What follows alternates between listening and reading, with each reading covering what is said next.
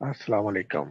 आप देख रहे हैं एच के trading and training YouTube channel और मैं हूं आपका दोस्त हारिस भट्ट। दोस्तों, नेटसोल टीआरजी, एटीआरएल और एनआरएल के कंपैरिजन के बाद दोस्तों की बहुत ज़्यादा ये ख्वाहिश थी कि ईवीएन पे एक वीडियो बनाई जाए, क्योंकि कुछ लोग 90 रुपीज से ऊपर ईवीएन को बाय करके तो स्टक हुए हैं और वो पूछ रहे हैं कि क्या ये आने वाले दिनों में कोई मूव दे सकता है। तो हस्बे मामूल मैंने सोचा कि जहाँ इसका टेक्निकल एनालिसिस करना है, साथ साथ फंडामेंटल एनालिसिस और इससे रिलेटेड कुछ इंफॉर्मेशन आपसे शेयर की जाए। शुरू करते हैं एवीएन का एनालिसिस। ये आपके सामने एवीएन के फंडामेंटल्स का चार्ट है। इसमें आप इसकी एक दिन की रेंज भी देख सकते हैं, एक मंथ की रेंज भी देख सकते हैं और 6 मंथ की, 52 वीक्स यानी एक साल की रेंज भी। एक साल के अंदर इसने सबसे ज्यादा गेन दिया है, यानी 238.21%।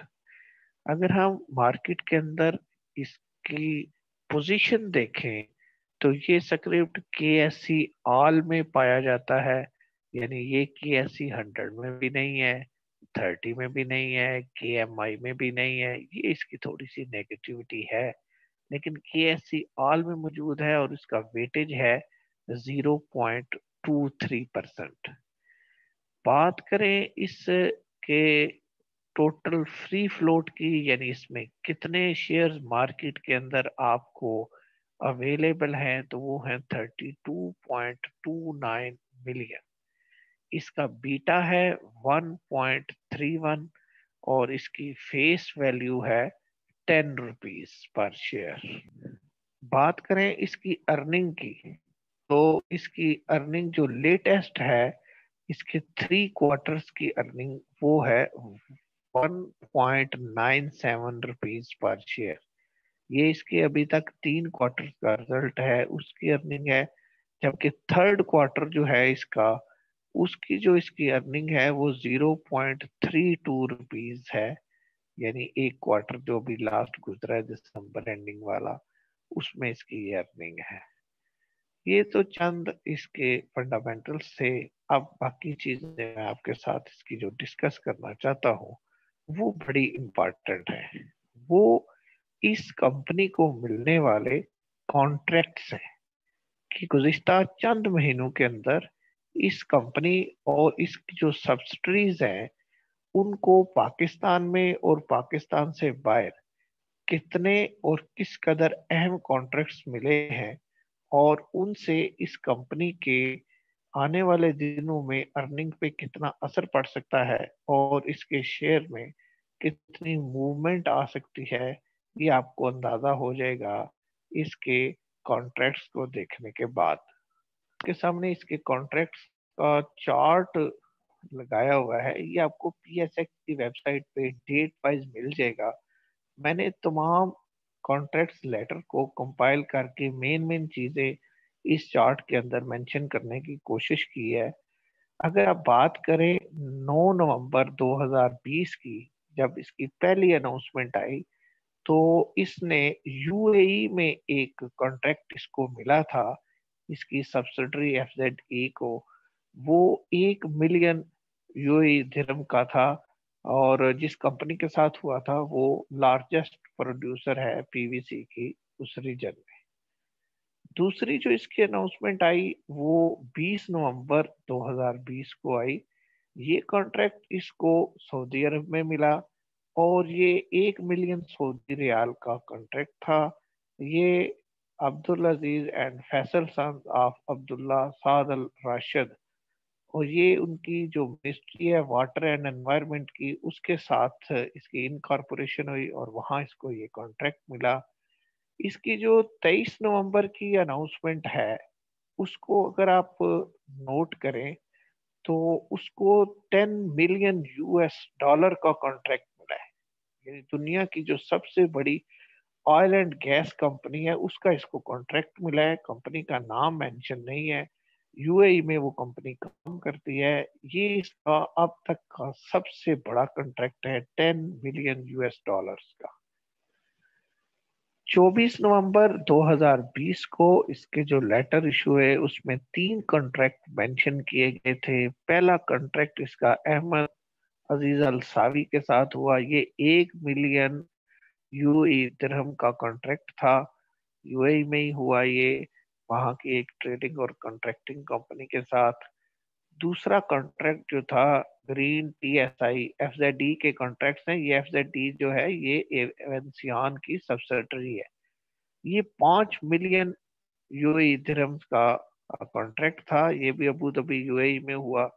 फिर कतर में भी इसको इनकॉर्पोरेशन मिली है, वहां पे भी इसका बहुत बड़ा कॉन्ट्रैक्ट हुआ है केमिकल कंपनीज के साथ। 2 मिलियन कतरी रियाल जो है उनका कॉन्ट्रैक्ट है इसका। 25 नवंबर 2020 को जो लेटर इशू हुआ उसमें कतर में इसके 2 मजीद कॉन्ट्रैक्ट सामने आए हैं। एक Hexatech international trading and contracting company के साथ है। ये 1.2 मिलियन कतरी रियाल हैं। और जो दूसरा कॉन्ट्रैक्ट है वेटेक वेबेज एंड रूट्स कॉन्ट्रैक्टिंग, ये 1 मिलियन कतरी रियाल का एक कॉन्ट्रैक्ट है। अगर आप नेक्स्ट लेटर देखें इसका 27 नवंबर को जो लेटर इशू हुआ उसमें Ali and sons oil field supplies के साथ इसका एक कॉन्ट्रैक्ट हुआ 1 मिलियन यूएई दिरहम का। फिर दूसरा कॉन्ट्रैक्ट इसका हुआ मुतलक अल गवारी कंपनी के साथ। अप्रोक्सीमेट ये $1 मिलियन जो है वो सऊदी रियाल का है, सऊदी अरब में ये कॉन्ट्रैक्ट है। उसके बाद इसका एक कंस्ट्रक्शन कंपनी के साथ थर्ड एग्रीमेंट है। वो भी ऑलमोस्ट 1 मिलियन यूएई दिरहम का कॉन्ट्रैक्ट है। तो आप अभी तक देखें कि कितने ज्यादा कॉन्ट्रैक्ट्स इस कंपनी को मिले। मजीद अगर 7 दिसंबर की डेट देखें पाकिस्तान में होने वाले इसके कॉन्ट्रैक्ट्स को, तो फौजी फर्टिलाइजर कंपनी के साथ इसका कॉन्ट्रैक्ट है 25 मिलियन रुपीस में। उसके बाद पैकेम ग्लोबल के साथ इसका कॉन्ट्रैक्ट है 17 मिलियन रुपीस में। और पॉलिश आइलैंड गैस कंपनी के साथ इसका कॉन्ट्रैक्ट है 25 मिलियन पाकिस्तानी रुपीस। 15 फरवरी को इसका जो लेटर है उसमें कंपनी नेम जो है वो तो डिस्क्लोज नहीं किया गया। वो भी तकरीबन 1 मिलियन यूएस डॉलर का कॉन्ट्रैक्ट है, वो यूएई में हुआ। और पाकिस्तान के अंदर इसका 3 साल एक एग्रीमेंट हुआ है डोवर फ्यूलिंग सॉल्यूशन के साथ। ये डोवर कॉर्पोरेशन की कंपनी है। तो ये भी इसकी वर्थ उन्होंने मेंशन नहीं की, लेकिन 3 साल का इसका कॉन्ट्रैक्ट है।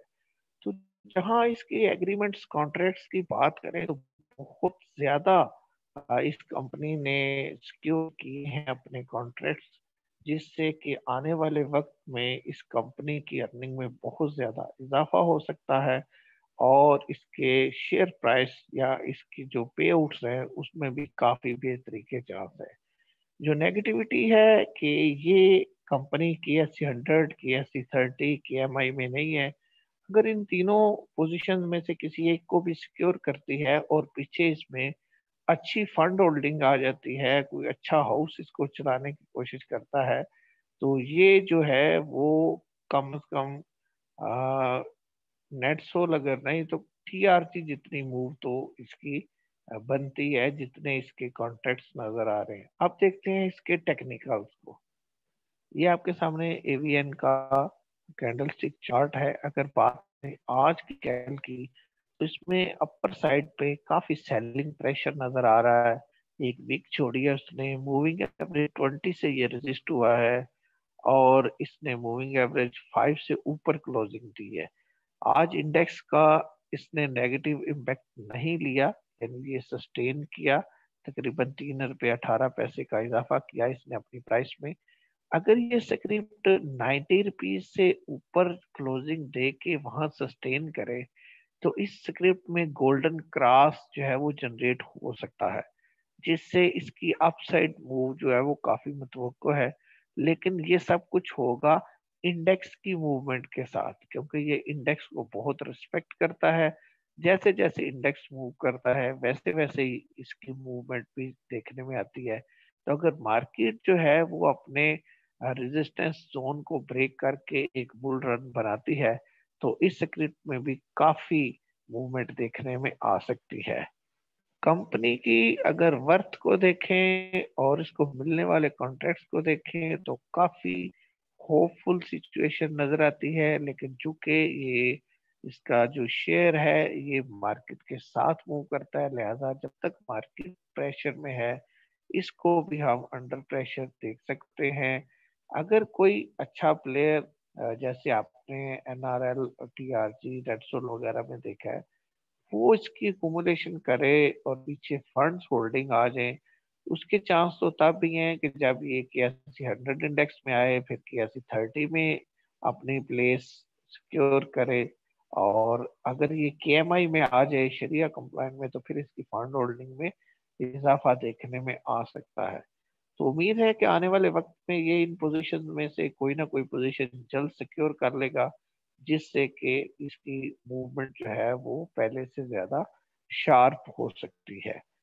दोस्तों ये था एक जनरल सा एनालिसिस एवीएन के बारे में।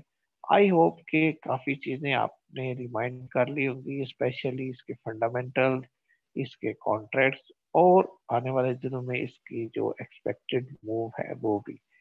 मजीद इसके बारे में अगर कोई सवाल हो तो वीडियो देखने के बाद कमेंट्स में आप सवाल पूछ सकते हैं। उम्मीद करते हैं कि आप हमारी वीडियो को लाइक भी करेंगे और शेयर भी करेंगे, हमारे चैनल को सब्सक्राइब करेंगे। मिलते हैं एक नई वीडियो में, इजाजत दीजिए, अल्लाह हाफिज।